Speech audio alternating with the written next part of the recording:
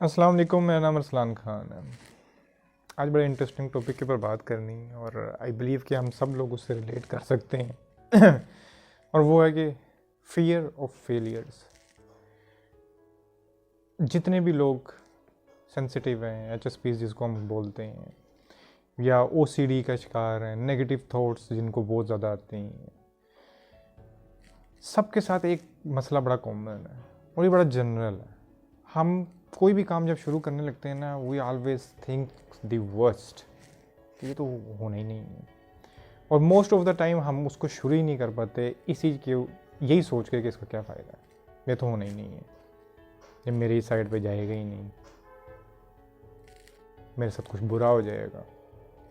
हम हर चीज़ को लेके, मैं छोटी सी एग्जांपल देता हूँ। मैं अपने घर के अंदर मेरा जो छोटा भाई है उसको कुछ कह देता हूँ ना कि स्टडी से जब वो फारग होता है कि अच्छा तुम ये करके देख लो, ये करके देख लो, ही इज़ ऑलवेज वरीड कि मुझे अपने फ्यूचर को लेके कुछ करना है, बट वो कुछ कर नहीं पाता। और उसको जब भी कोई ऑप्शन देते हैं और वो यही बोलता है कि होगा ही नहीं मुझसे, या होगा ही नहीं, अगर मैं करूँगा तो ये सही नहीं होगा, सब ख़राब हो जाएगा।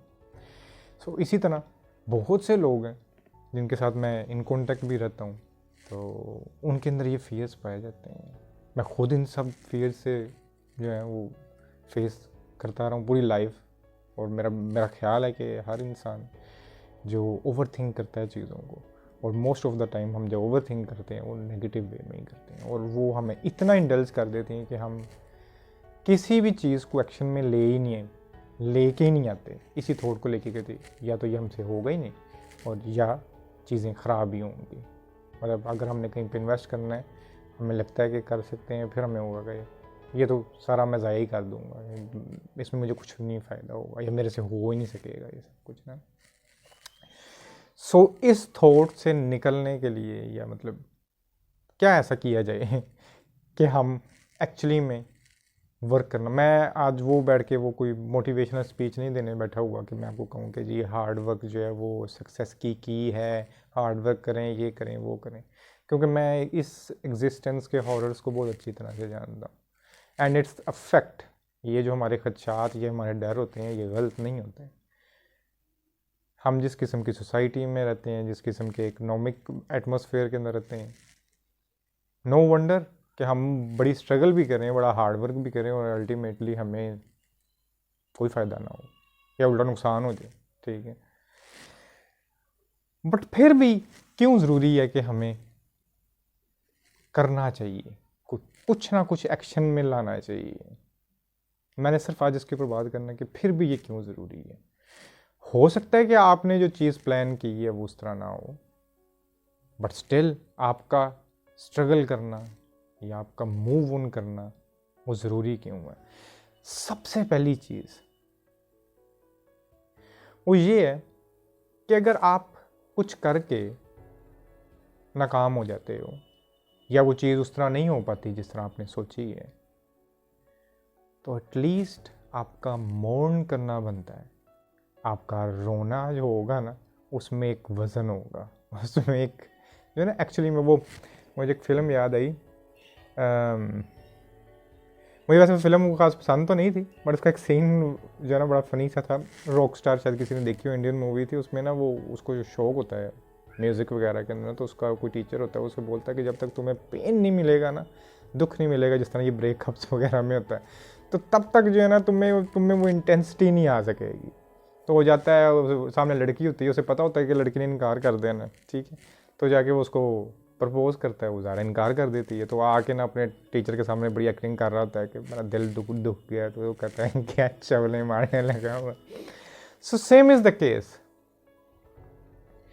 आपकी मेंटल ग्रूमिंग के लिए, ठीक है, आपको इवन इफ यू फेल, वो रहेगा नहीं जाता। You have learn something. ये जो कहते हैं लाइफ है, इसको मैं हमेशा बोलता हूँ it's a game, it's a play, it's play it. अगर आप प्ले ही नहीं करोगे तो आप लाइफ को ज़ाया कर रहे हो। जब आप प्ले करते हो ना, इसके अंदर मुख्तलिफ चीज़ें हैं। आप कोई बिजनेस में इन्वेस्ट करते हो, आप किसी रिलेशन में इन्वेस्ट करते हो, और हर जगह पे कहते हैं ये डर होता है कि आपको नुकसान हो जाएगा। अल्टीमेटली हो सकता है कि चीज़ें उस तरह ना आ जाएँ अल्टीमेटली जिस तरह हमने सोची हैं, बट उसमें छलांग लाजमी लगा दो। अल्टीमेटली आप कुछ ना कुछ सीखोगे ज़रूर, ठीक है। और अगर सीखोगे नहीं, मुझे सीखने से ज़्यादा है यू लर्न समथिंग। अगर आप लाइफ में किसी रिलेशनशिप में नहीं गए, आपने लाइफ में कभी किसी से इंटेंसली प्यार ही नहीं किया, आप कहोगे ये यार इसमें तो दुख भी हो सकता है, मैं ये करना ही नहीं, तो आप कितनी बड़ी एक जो है ना वो चीज़ मिस कर जाओगे। इतने खूबसूरत इमोशंस जो हैं वो आप मिस कर सकते हो इस सब के अंदर। और अल्टीमेटली मैं तो वो एक बुक है, आप लोग सबको रिकमेंड भी करूँगा, कभी टाइम मिले तो, एक नॉवल है हरमन हेसे का सिद्धार्थ, शायद मैंने पहले भी बात की हो, तो वो लाजमी पढ़िएगा। उसका मेन पर्पज़ ही, पॉइंट ही ये था कि जो आपका वे होता है ना, वो ही आपकी मंजिल है। कोई स्पेसिफिक गोल अचीव करना है मंजिल नहीं होता। Just do something. जिस चीज़ के ऊपर भी दिमाग अड़ा कर दो जम, देखी जाएगी। नहीं जाएगा आपके वे में, खैर है, मंजिल पे पहुंचना इट्स अनदर थिंग। पहुंच गए वेल एंड गुड, नहीं भी पहुंचे तो लाइफ तो यही है, आप एक्सपीरियंस करते हो चीज़ों को अपने इर्द गिर्द की। आपको हर वक्त अगर अच्छाई मिलती रही, या हर वक्त आप मीठा मीठा खाते रहो, तो आपको नमकीन रिक्वायर्ड होता है कहीं ना कहीं, तो इट्स फाइन। जैसे लोगों के ब्रेकअप्स हो जाते हैं, ठीक है ब्रेकअप हो गया, बैठ के कोई सैड गाने सुनो। आप वैसे बैठ के सैड गाने सुनना है, शायद आपको इमोशनली इतना वो जो है ना आपका दिमाग उसको अब्जॉर्ब ना करे, बट उस टाइम पे आपको वो करेंगे, वो हिट भी करेंगे, और वो कहीं ना कहीं आप उसका लुत्फ भी ले रहे होते हैं। हाँ बट ये क्या कहते हैं, वो अगर आप वैसे ही वो कबीर सिंह या देवदास बन के अपने आप को एक्स्ट्रा करते जाओगे, तो वो अल्टीमेटली आपको डिप्रेशन में ले जाएगा, but that's another topic. So point is कि आपका जो मातम हो, अल्टीमेटली अगर आपने कुछ लूज़ किया, उसके अंदर भी कुछ प्रोडक्टिविटी कुछ हो, उसमें कुछ बाहर तो हो ना, कि मैं भी आपके साथ बैठ के दुख कर सकूँगी, यार इस बंदे ने कुछ किया था और इस तरह हुआ नहीं है। तो अगर आपने किया ही कुछ नहीं है, तो आपके साथ दुख किस चीज़ का मैं मनाऊँ। सो फर्स्ट थिंग, आपको इसलिए भी मूव ऑन करना है कि आप अल्टीमेटली अगर नाकाम भी हो ना, तो उसके पीछे कुछ हो, कुछ वजन हो।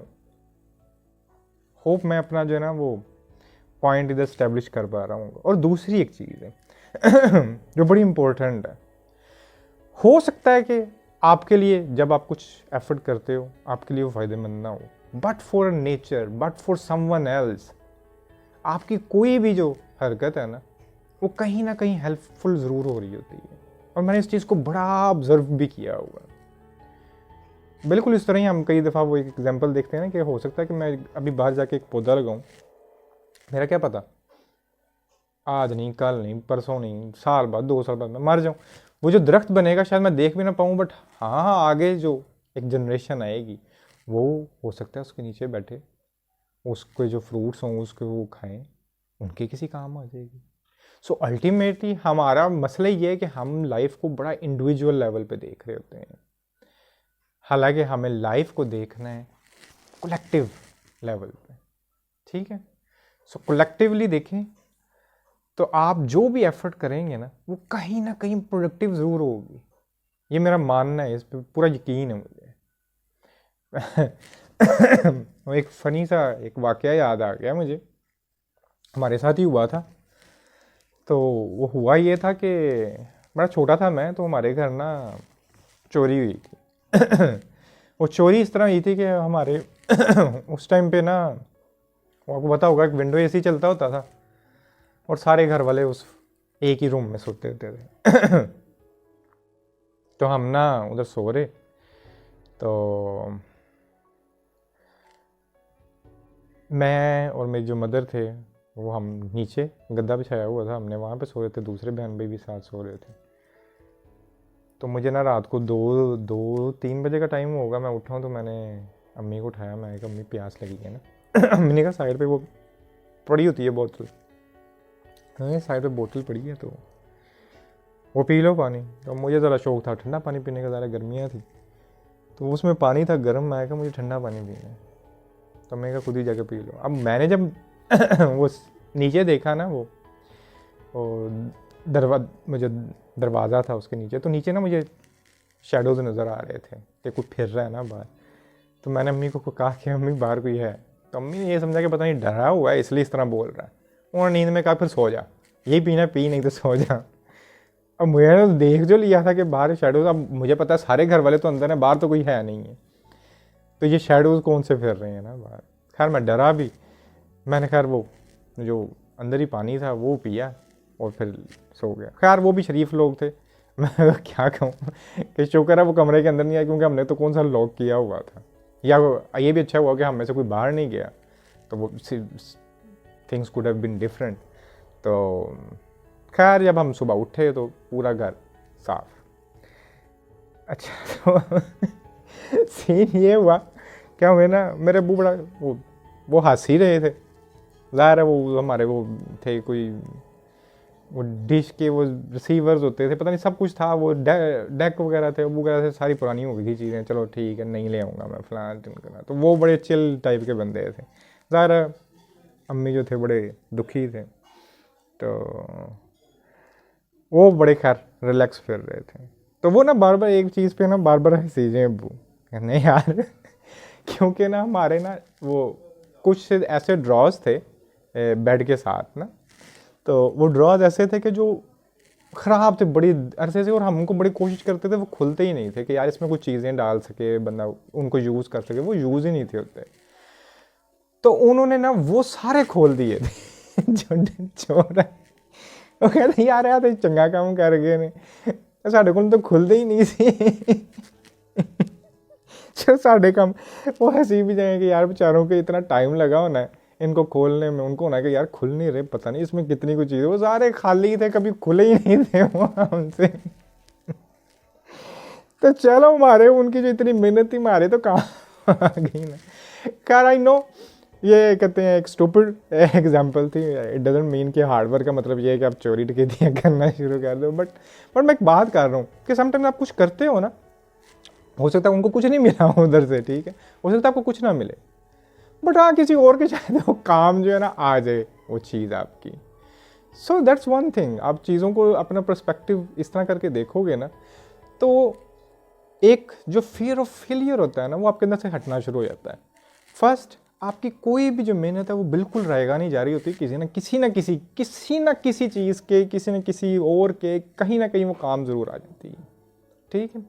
और दूसरी चीज़ ये कि इवन इफ़ यू फेल्ड, ठीक है, आपने जो एक्सपीरियंस किया है ना उस चीज़ को, मैं ये भी नहीं कहता कि आगे आपको लाइफ में वो काम आएगा या नहीं कहेगा, लाइफ नाम ही एक्सपीरियंस करने का, और अगर आपने उस स्पेसिफिक चीज़ को एक्सपीरियंस नहीं किया तो यू हैव लॉस्ट समथिंग। आपने एक कुछ स्पेसिफिक, जिस तरह यही समझ लो कि एक स्पेसिफिक कोई फ्रूट था, कोई स्पेसिफिक टेस्ट था, वो आपने नहीं चखा। इसी तरह स्पेसिफिक कोई इमोशंस होते हैं जो आपने चखने होते हैं। सो ये जो 2 पॉइंट हैं इनको ज़रा ध्यान में रखिएगा, और उम्मीद करता हूँ आज की बात आप लोगों को अच्छी लगेगी। इंशाल्लाह फिर बात होगी। अल्लाह हाफिज़।